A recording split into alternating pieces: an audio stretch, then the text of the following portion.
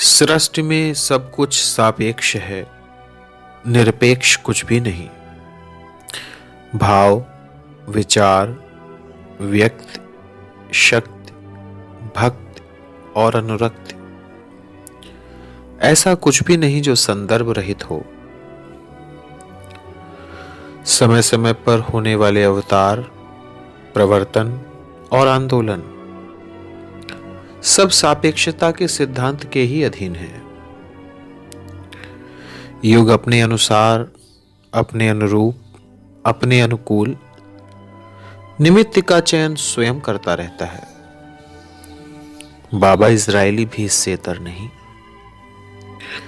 बाबा Israeli व्यक्ति नहीं, व्यक्तित्व, व्यक्तित्व नहीं, विचारधारा। कैसी विचारधारा? विचारधारा नूतन और सनातन के सेतुबंध की, अनुचित और अशुभ से संघर्ष की,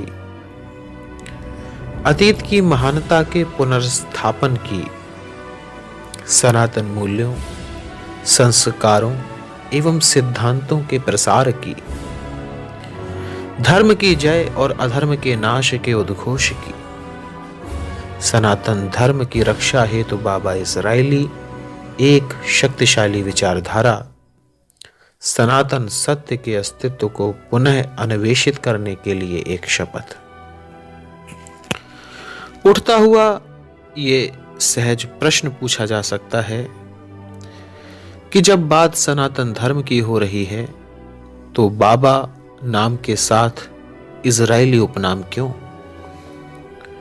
तो ये स्पष्ट हो कि आधुनिक विश्व में इजराइल ही एकमात्र वो देश है जो अपने धर्म, अपनी मातृभूमि, अपनी संस्कृति, अपनी मानव संपदा और सभ्यता को गर्व से न केवल अंगीकार करता है, अपितु उसकी रक्षा के लिए वो किसी भी सीमा तक जाने का साहस भी रखता है। इसके मूल में है 5000 वर्ष के भारत का रस रक्त।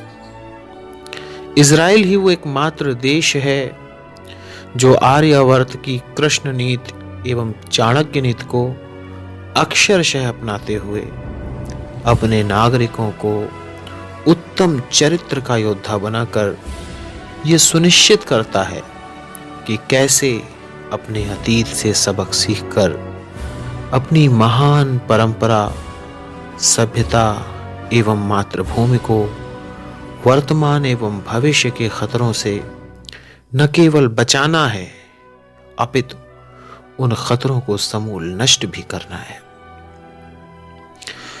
प्राचीन काल में संपूर्ण विश्व ये ज्ञान भारत से सीखता था, परंतु आज भारत को अपने सनातन अस्तित्व की रक्षा के लिए इजराइल से इस नीति को सीखने की आवश्यकता है।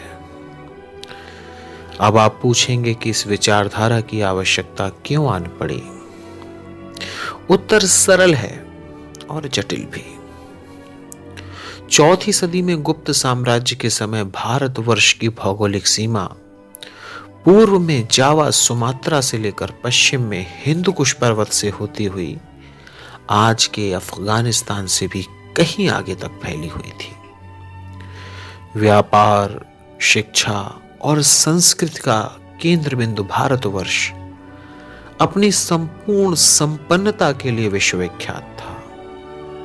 इसके नायक अपने अवतारों की कलाओं के रहस्य से अवगत थे और वे उसी अनुसार अपना चरित्र निर्मित और आचरण निर्धारित किया करते थे। जब तक भारतवर्ष के शासकों एवं नागरिकों ने मातृभूमि के प्रति अपने कर्तव्यों को भली भांति निभाया, वह वैभव और संपन्नता सुरक्षित रही। किंतु जैसे जैसे शासक और नागरिक अपने अपने कर्तव्यों को छोड़कर प्राचीन महानता का दंभ पालने लग गए, वैसे वैसे विदेशी आक्रांताओं ने इस वैभव और संपन्नता को आराम से लूटना, खसोटना आरंभ कर दिया। ये क्रम आज भी बिना रुके जारी है। परिणाम हम सभी के सामने है। चाहे खुली आंखों से हम स्वीकार करें या फिर उसे दंभ में नकार दें।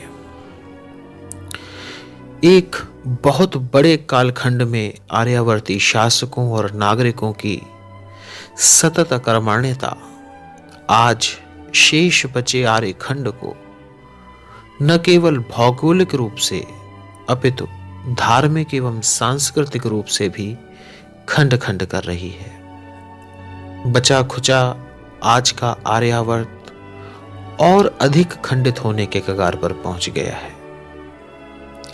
अपने ही देश में सनातन धर्म, संस्कृति एवं इसके अनुयायी निर्वासित होने के कगार पर है।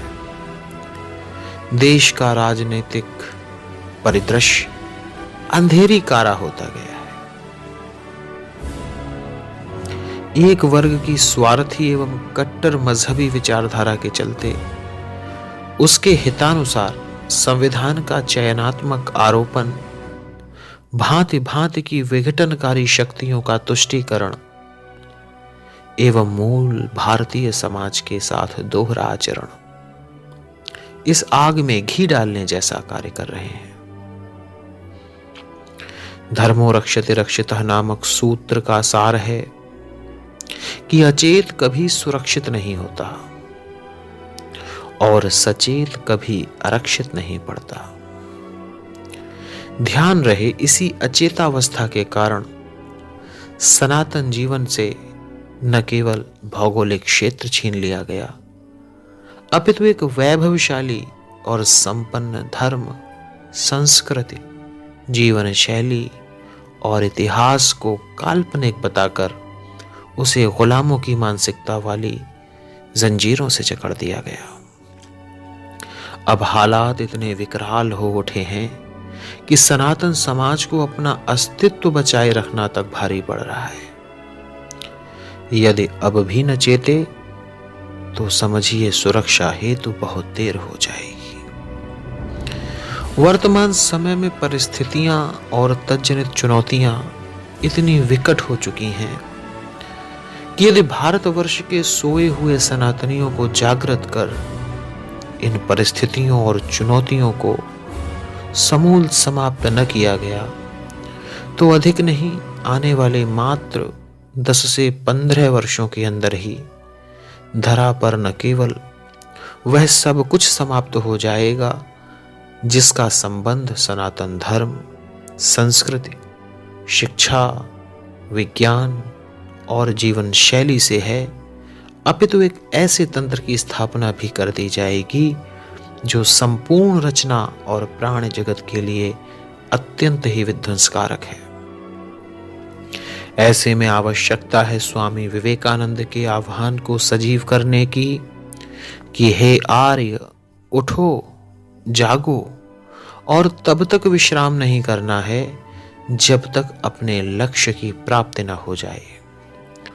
अपने इसी लक्ष्य को प्राप्त करने के लिए सनातन अस्तित्व की रक्षा एवं पुनर्स्थापन के लिए आज के सनातनी राष्ट्रवादी को कृष्ण नीति, चाणक्य नीति और इजरायली चरित्र के मिश्रण से तैयार एक ऐसी विचारधारा को अपनाकर हर चरण बढ़ाना है, हर कर्म करना है और इसी क्रांति को तीव्रता से कार्य रूप में परिणत करने वाले वैचारिक व्यक्तित्व का नाम है बाबा इजरायली। और बाबा इजरायली की विचारधारा से उद्गमित होती हुई इस नीति का नाम है इजरायली नीति।